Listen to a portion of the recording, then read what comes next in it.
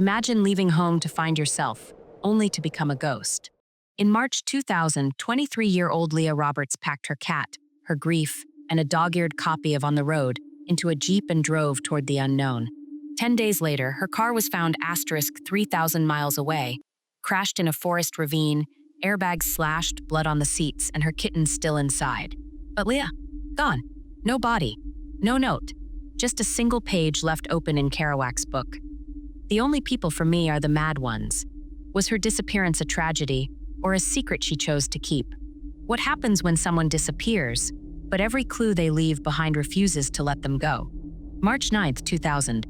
Leah Roberts, 23 years old, grieving the sudden loss of both parents, packed her Jeep with a suitcase, her kitten Bee, and a worn copy of Jack Kerouac's On the Road. She told her sister she needed to follow the madness, to chase the kind of truth you only find in motion. 10 days later, her Jeep Cherokee was discovered 3,000 miles away, crumpled at the bottom of a ravine in a North Carolina forest. The engine was still running. A half-eaten can of beans sat on the passenger seat.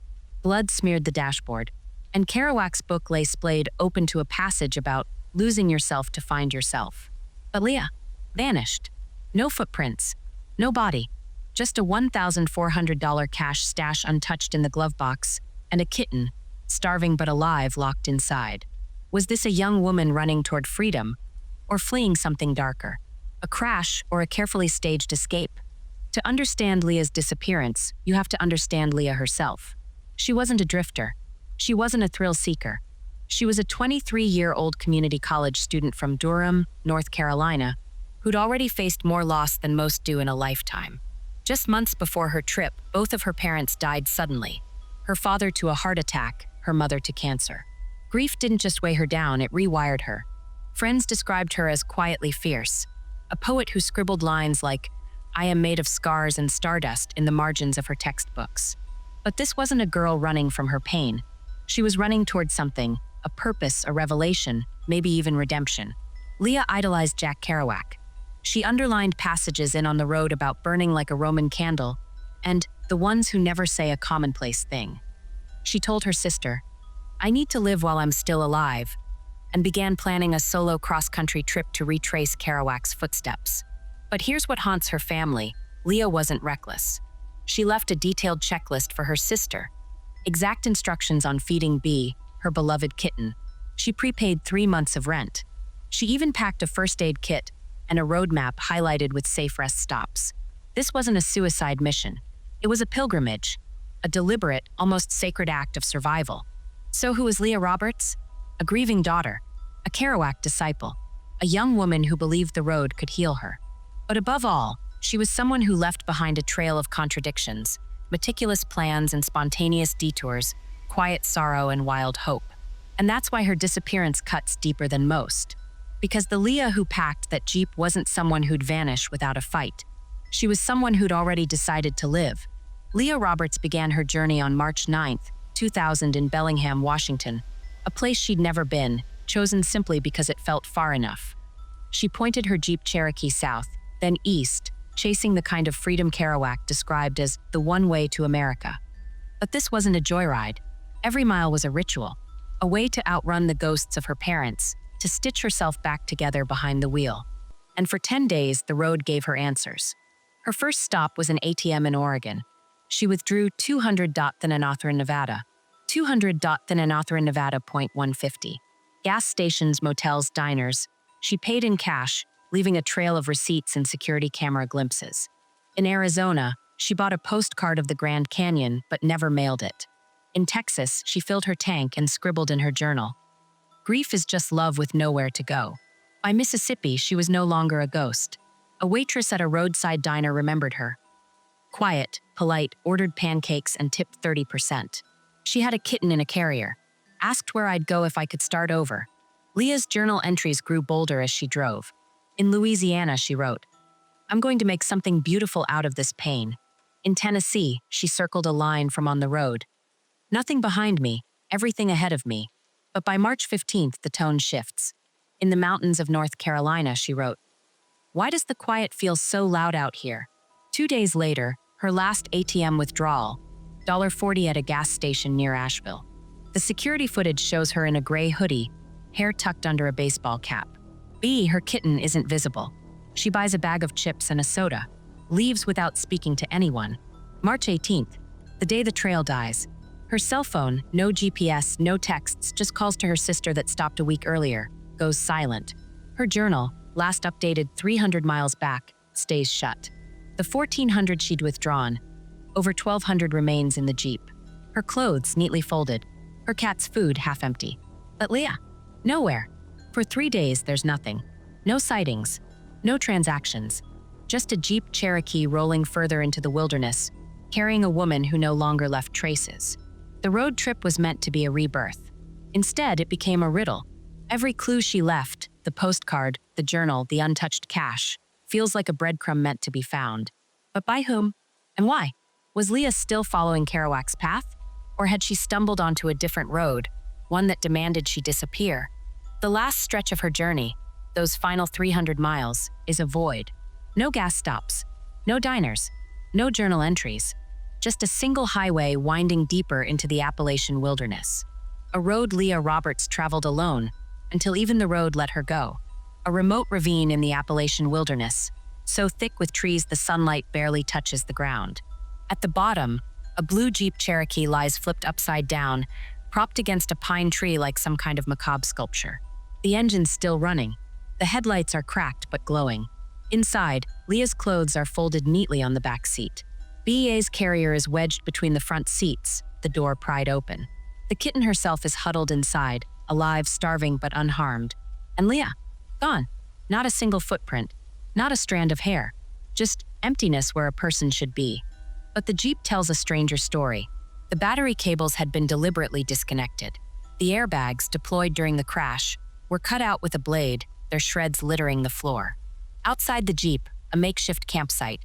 A threadbare blanket, empty food cans, a pile of ash from a small fire. And blood. Not a pool, not a spray.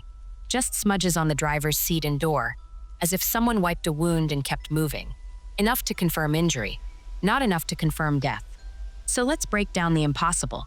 If Leah crashed here, why was the Jeep's engine still running days later? Why disconnect the battery after the crash? Why slice out airbags? And who built that campfire? Leah, surviving long enough to eat and rest, or someone else watching her? The most haunting detail? B, the kitten, survived for 10 days in that wreck. Someone fed her. Someone left her water. But the Jeep's doors were locked. The windows closed. So how? Theories collide. If Leah was injured, why no trail of blood leading away? If she was taken, why leave $1,400 in cash untouched? If she staged her disappearance, why leave B behind? The one creature she loved enough to prepay 3 months of cat food for? None of it fits. The Jeep's position defies physics, too. It crashed downward into the ravine, but skid marks suggest it was rolling upward when it flipped. Like it was pushed, or chased. And then there's the forest itself. Search teams combed those woods for weeks. Dogs picked up no scent. Helicopters with thermal cameras saw no heat signatures. It's as if Leah Roberts stepped out of that Jeep and vanished into the air, or into the ground, or into a story she no longer wanted to be part of.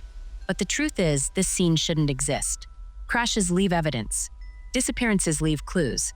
Leah's wreck left only questions dressed up as answers. The last detail, B was found with food residue in her carrier. Not scraps, not crumbs, fresh food, as if someone had fed her hours before the Jeep was discovered. So ask yourself, if Leah didn't survive that crash, who came back for the cat? Leah Roberts' disappearance isn't just a mystery, it's a mirror. Stare into it long enough, and you'll see your own fears, your own theories staring back. Let's dissect the 3 most haunting possibilities. Theory 1, the accident. She lost control. The Jeep careened into the ravine. Leah, injured and disoriented, wandered into the woods. Exposure. Hypothermia. The forest swallowed her. It's simple. It's logical. But why tamper with the Jeep? Why slice out the airbags? Why disconnect the battery? And where's the body? Search teams with dogs combed those woods for miles. Not a single bone. Not a shred of clothing.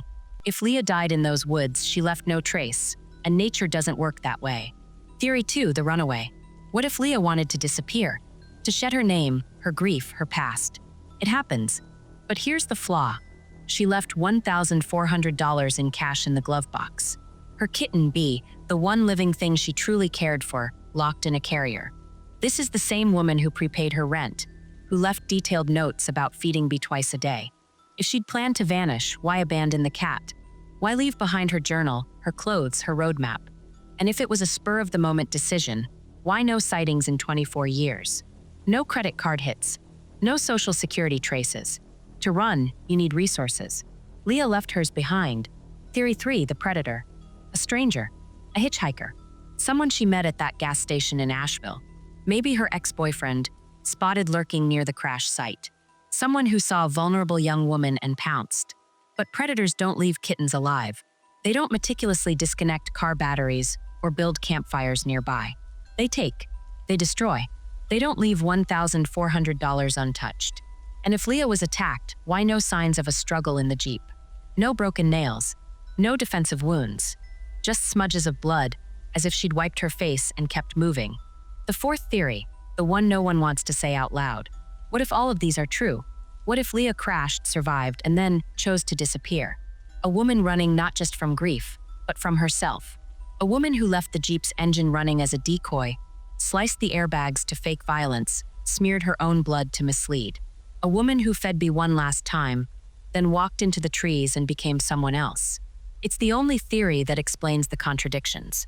But it asks us to believe Leah Roberts, the meticulous planner, the devoted cat mom, abandoned every part of herself overnight, including the parts that loved. In the end, theories are just stories we tell ourselves to feel safer, to believe the world has rules. But Leah's case laughs at rules. It mocks logic.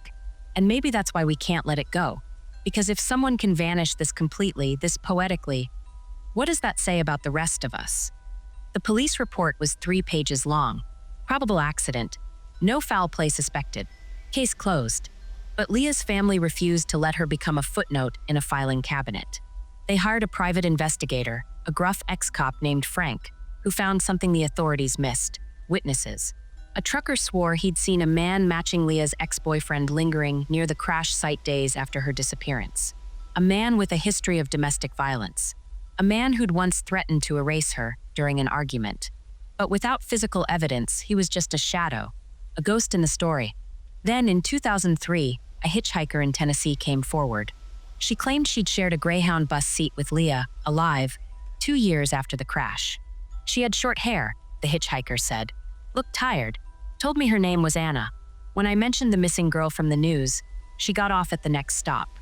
Was it Leah? Or a cruel coincidence? Detectives dismissed it. No proof, they said. But Leah's sister kept the tip alive, plastering flyers in Tennessee truck stops for years. I have to believe she's out there, she told reporters. I have to.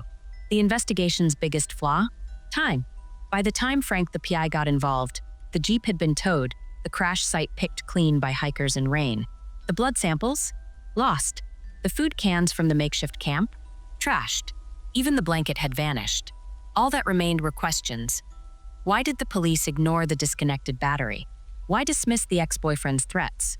And why did Leah's case go cold so fast? Was it incompetence or something darker? The ex-boyfriend was never charged.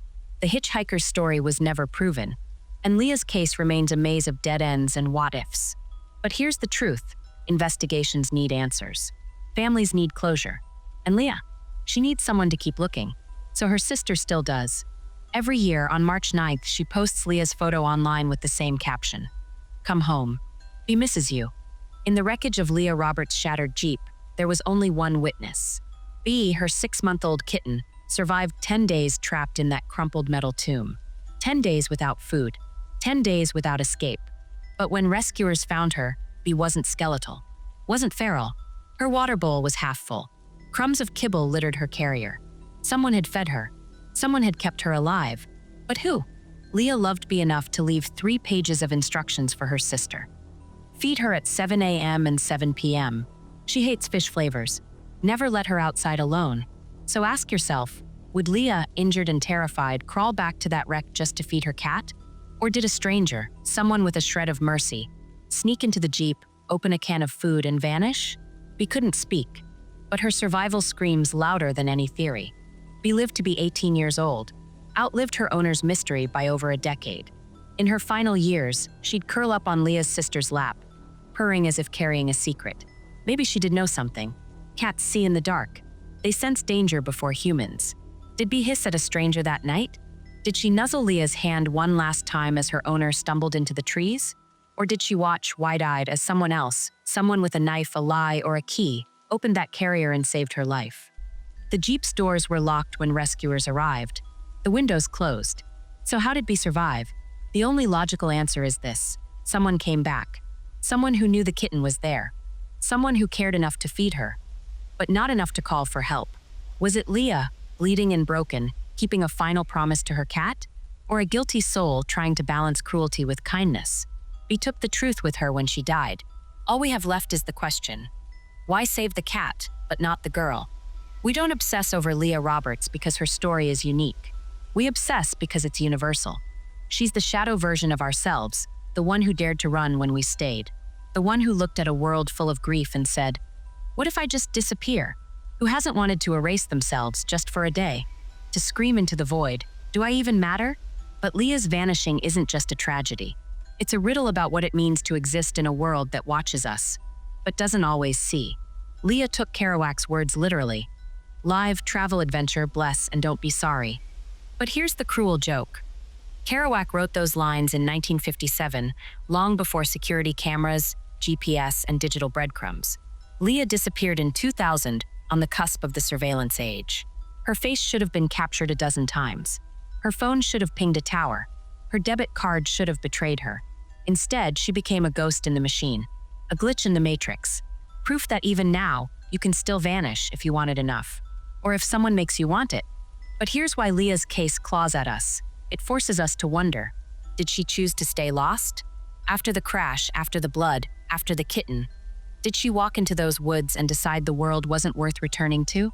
Or did she find a new name, a new life, some quiet corner where grief couldn't find her? We'll never know. And that's the point. Her story isn't about answers. It's about the ache of not knowing, the terror that one day we too could scream into the void, and the void might scream back. Leah's sister still keeps her room untouched. Her books line the shelves. Her cat's collar hangs on the doorknob. Every year, strangers online dissect her case, spinning theories into conspiracies. But maybe we keep looking because Leah's absence holds up a mirror. It asks, what parts of ourselves have we buried? What roads have we refused to take? And if we ran, truly ran, would anyone notice we were gone? Leah Roberts isn't just a missing person. She's a question, a poem, a warning, proof that you can vanish in plain sight, even in a world that tracks your every step. All it takes is a Jeep, a kitten, and the reckless courage to believe the road might love you back. Leah Roberts' case was closed in 2000. But closure? That doesn't exist here. Her sister still lights a candle in her bedroom window every night. Still posts in online forums at 3 a.m. She's out there. I feel it, and maybe she's right. Maybe Leah's bones are hidden beneath a fallen oak in those North Carolina woods, waiting for a hiker's stray boot to stumble upon them. Or maybe she's sitting in a roadside diner right now, under a name that isn't hers, stirring cream into her coffee as the morning news replays her own disappearance. A ghost watching her ghost story. Or maybe the answer's been there all along, buried in the pages she left behind. Nothing behind me, everything ahead of me. Kerouac wrote that line about rebirth, about burning the past. But Leah's Jeep was found with that exact passage left open. A coincidence? Or a confession? Did she carve her own ending into those words, leaving the rest of us to wonder if she's a victim or a fugitive from her own life? The forest where her Jeep was found hasn't forgotten. Locals say if you hike there at dusk, you'll hear things. A car engine idling where no road exists. A woman's voice humming to a kitten. A single page flapping in the breeze, refusing to stay buried. Maybe it's just the wind. Or maybe it's Leah, still running, still searching, still whispering to anyone who'll listen. I was here. I mattered. Her sister still keeps Leah's old voicemails. One ends with her laughing. I'll be home soon, I promise. 24 years later, that promise hangs in the air. A question without an answer. A road without an end. And somewhere in the quiet between the trees, the truth waits. Not dead, not alive, just lost. Like all of us sometimes.